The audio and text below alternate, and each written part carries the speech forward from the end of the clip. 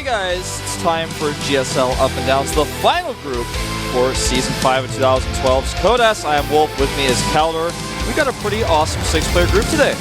Yep, we have Terminator, Hard, Happy, Finale, MC, and Sparta. 6 players today, 3 Terran and 3 Protoss.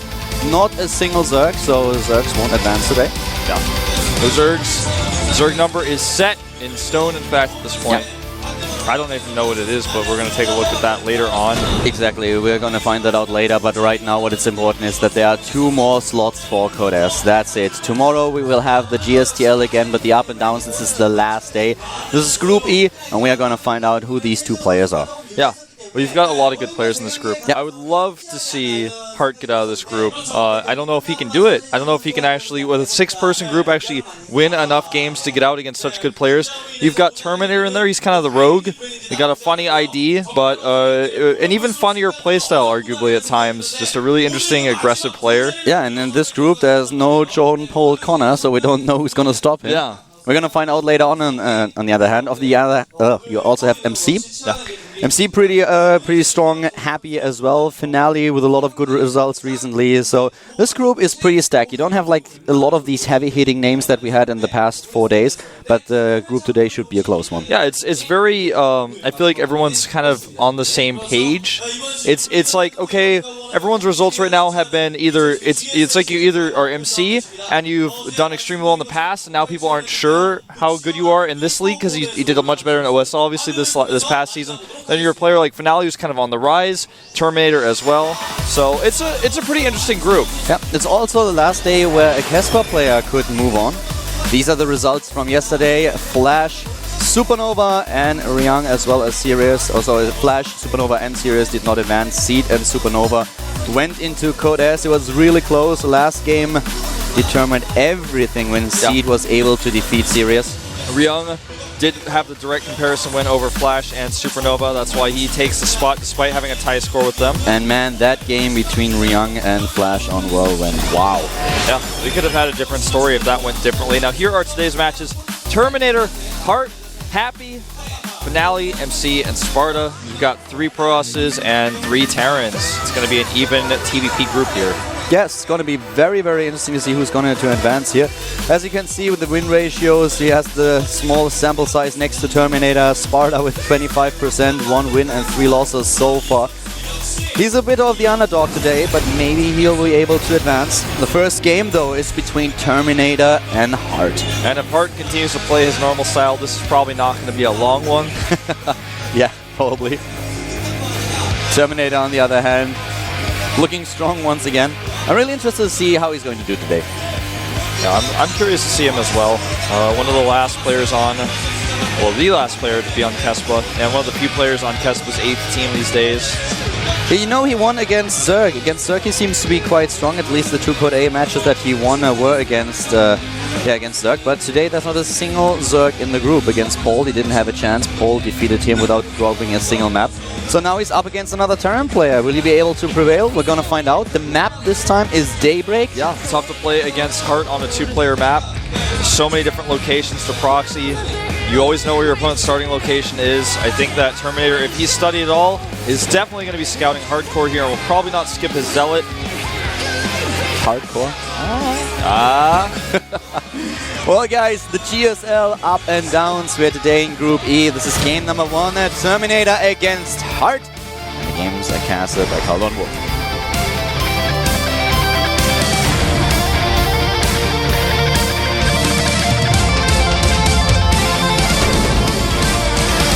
To the bottom left of the map, the Protoss player for Casper. He came back from the future. He's about to punish the ESF players. I think it was Rain, but this guy, he's called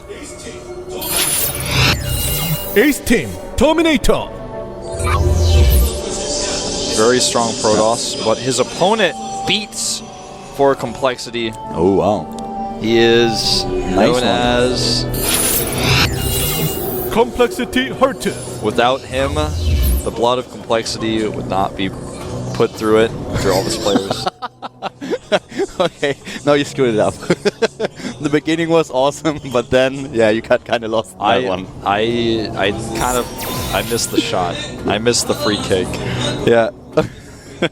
Either way, he will go for a barracks on the high ground. It doesn't necessarily mean he's going to make a command center, but you never know. He has been known to surprise people and win long games in the past. He's very similar to Suoshin.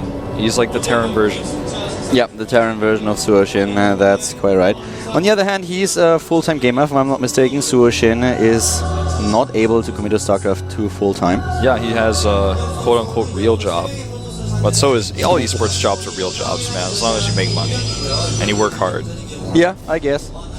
But still, it's probably a little bit easier to make enough money if you have like a normal job, especially here in Korea. Yep. Unless you are really, really, really good. Like really, really good. Double gas indicates we're going to have the 2-2 gas. Will he drop the core? Very likely, yes. Obviously, you're not going to add 2 gas and then not make a core, make a Nexus faster. That wouldn't make any sense. Yeah, not a lot. Well, the scouting is now going on. Terminator against Hard. About Terminator, we don't know a lot in his matchup against Terran. The only matches that we have here as recorded are the games that he played against Pold. He lost, was not able to win a single map. On the other hand, you have Hard, who has a 59% win ratio against Protoss in general, with roughly 65 games played. And in the last few weeks, he lost most of the games against Protoss. So in general, it's, if you look at it historically, its best matchup. But he lost against Tails, he lost against Hero not too long ago in Code S, he lost against Squirtle. Didn't win a single map here. Against Squirtle, he actually lost twice in 2 best-of-3s. The last Protoss versus Terran that he won was against Naniwa. Yeah, it's actually true. But this probe will not see anything except those 2 Marines that are chasing him away, and as such he reacts by leaving.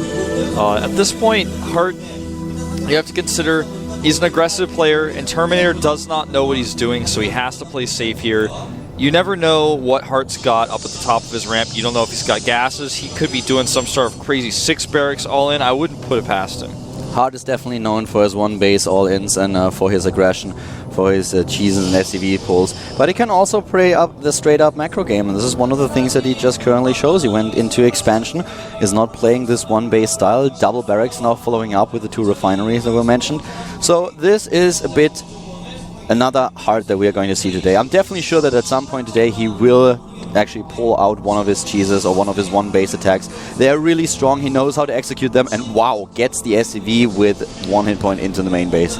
I like that, though. Actually, he did not force field, because it's going to be useful to have that energy later on. A lot of players would have force field in that case, but seeing the Nexus is one thing. If you can prevent that, that's important, but if he sees your gateways before your robo, that's not going to be too important.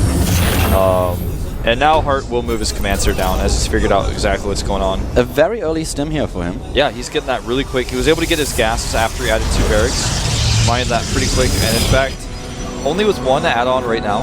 Yeah. He's going to add some reactors probably very soon. He's getting his eBay first, though. I really like this.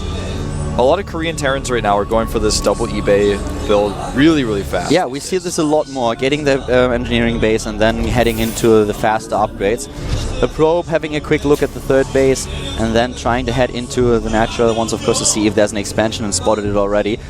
We'll actually get out of here. There are a few Marines on the map at the Zalnaga Watchtower and at the potential 4th base, but they are not trying to intercept the probe. And now there's the first forge. Yeah, just 1. And Terminator he's making the eBay. He's going to be going for this medevac push with +1, stim and combat shields very likely. 2 medevacs coming out, maybe 1 or 2 Marauders with his Marine Force. He did not add the 2nd engineering bay, despite seeing the late robo. He's like, well, it's fine. I don't think he's going to attack me. You know, the thing is, when you see the gates before robo, that means you know you're not going to be dealing with fast Colossi, so you can get your factory later. But you also know that that gives you a little bit more opportunity to pressure with those 2 medevacs at the same time, so you can make a choice.